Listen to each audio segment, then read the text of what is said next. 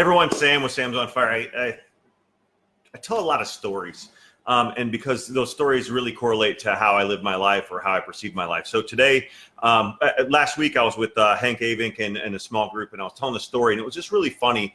And then it got me thinking. Today, I was talking about someone else's perspective is their reality, and I don't want to get confused here. We say that all the time.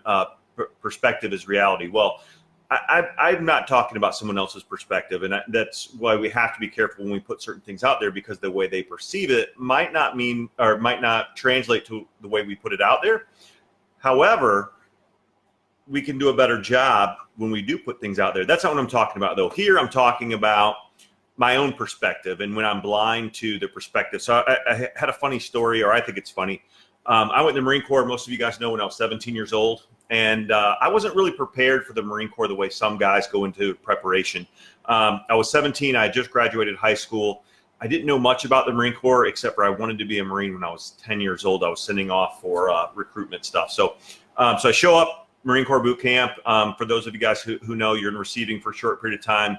I didn't know how to march. I didn't know ranks. I didn't know any of the things that a lot of the guys knew.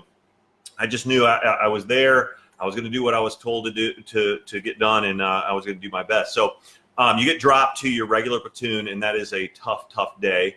And after about 3 days there, I realized my bunkmate must have been a real idiot, because this guy was getting pounded. And what would happen every night is the drill instructors would say, they'd read off certain names, usually be 3 to 5 names out of 6. I think we had 69 or 70 guys in there. And they would read off these names, and they would say, these guys need to wake up green. And waking up green meant that by the time the fire watch woke up everybody else and the drill instructors, that you should already be fully dressed and beating yourself up on the quarterdeck, doing push-ups,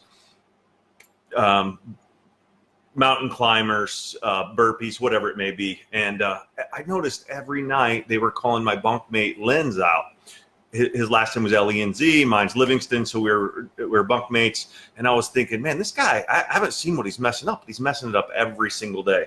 And so my perception was this guy was a knucklehead. And I was thinking, this guy's he better straighten his stuff out or he's not going to make it. So on the third day, as we were getting ready to go to bed, we do laundry. And the way you do laundry is everything's marked. My number was 34. I'll never forget it, with a big circle around it. And everything has your name stenciled on the back. You did that when you first got there. You throw it in a big mesh laundry bag. You send it off. Gets washed inside the bag. It comes back. It's somewhat clean. But we were changing shirts that night. I've been wearing the same clothes for 3 days. And the funny thing is, my drill instructor looked at me and he goes, "You're not fucking Lenz. You're Livingston."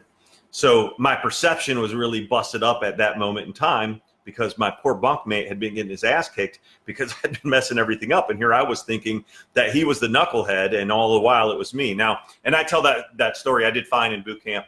It took me maybe a few steps longer than some guys. I wasn't the brightest bulb in the bunch. But regardless, I think about that, and I think about what am I doing where I think I'm right, or I think someone else is wrong, and what am I doing in my business that I need to track, maintain, control, and then make pivots or improvements on.